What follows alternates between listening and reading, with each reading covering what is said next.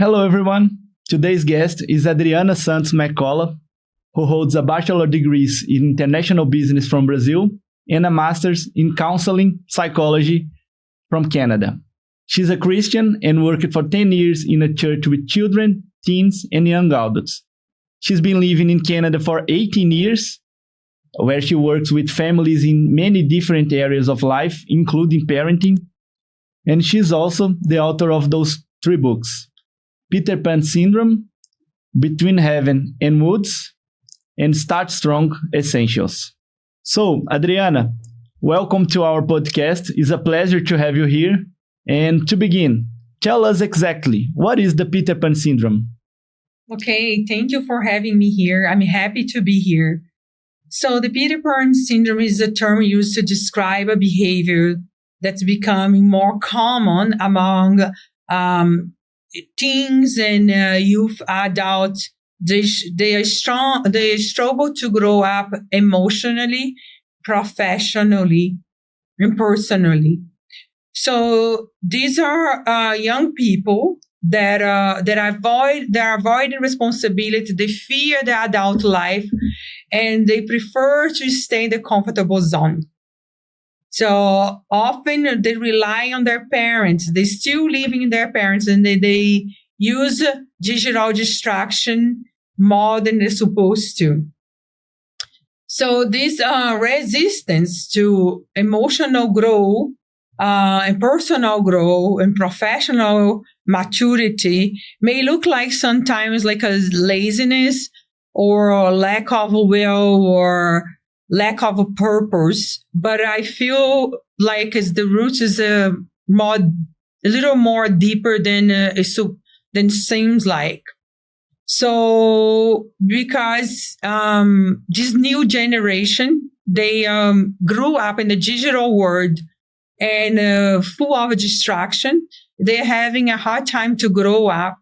And so that creates the syndrome, the Peter Pan syndrome. So basically, is pretty much what it is. It's the same as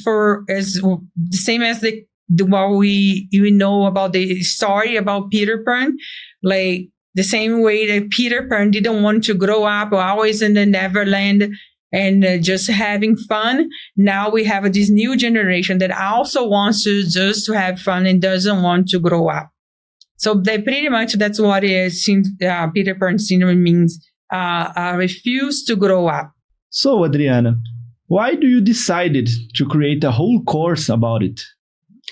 So I made the decision because I started seeing so many parents and that was coming to my office searching for help to how to parent their teenagers. So they were struggle connect with them, help them to grow, and was struggle to with discipline.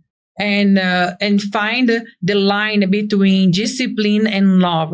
They didn't want to traumatize their kids, right? So because they were afraid to traumatize their kids, they create what we call protection around them, and not letting them to experience frustration and sometimes hardship. It was hard for them to find the balance between discipline their child and help them to grow up. So I created this course because of these struggles, right? I wanted to teach parents, and I was teaching them what to do or not to do with their kids, and I started seeing the growth and the improvement in their kids and the parents. So, that's why I decided to create a course that could now more. I can teach more people in a faster way, and everybody can access the information instead of they have to come to my office individually. In your course, you use the characters of Peter Pan as a metaphor, né? And I want to ask you, how does it works? Yeah, so I do this analogy between the Peter Pan story and the today's world. So Peter Pan, as I said, represents the young people that doesn't want to grow up or face the real world.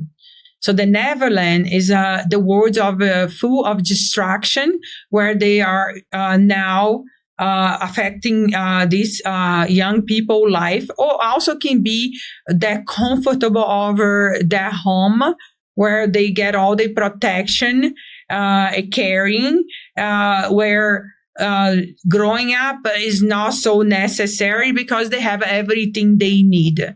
So they don't have to grow up. So the parents create this comfortable home for them where they feel like no need to grow up so fast, right? Wendy is the overprotection, represents the overprotected parent that overprotect their child, because Wendy is the parents that grew up so fast and didn't have so much protection, and now they don't.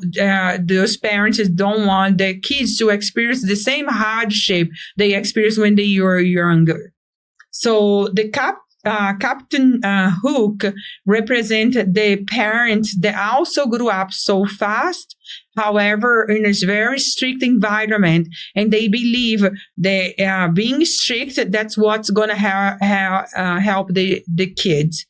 However, they can't connect to these kids, and the kids see them as a negative adulthood life.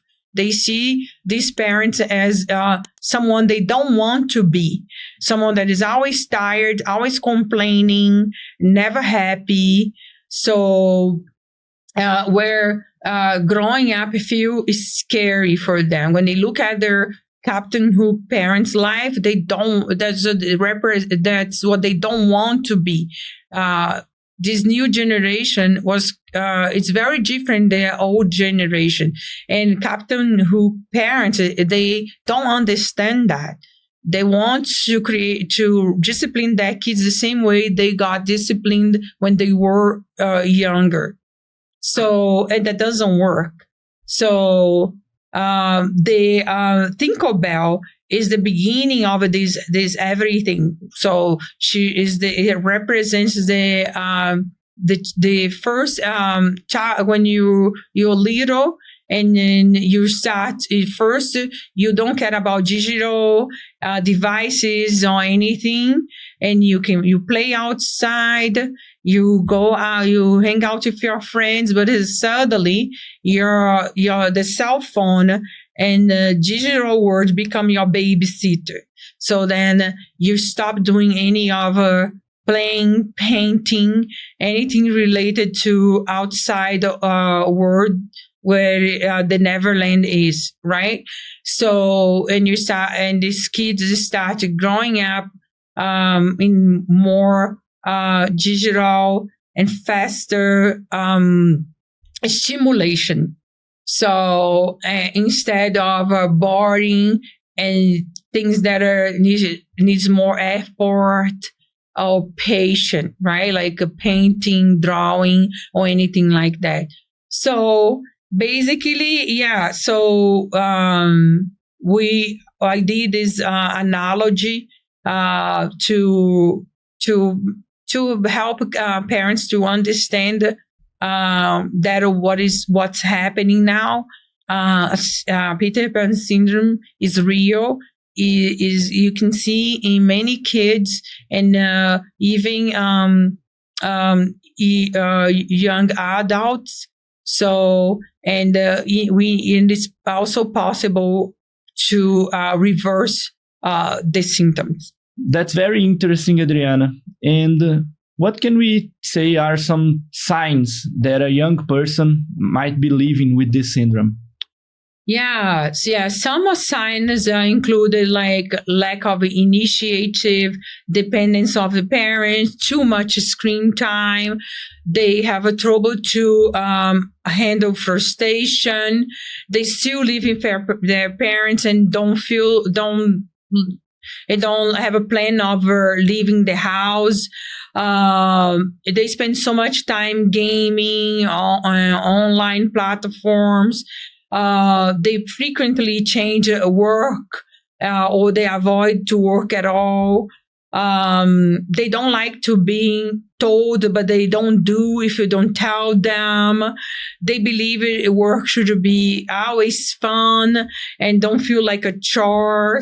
They start a university or college, but they don't not necessarily they finish it, or even if they do finish it, they don't do anything with that degree. So they only do the bare minimum. They use phrases like very vague, like I don't know, no, yeah, when you ask them questions. So they spend most of their time in the room. They are very disconnected too from their parents or anybody else.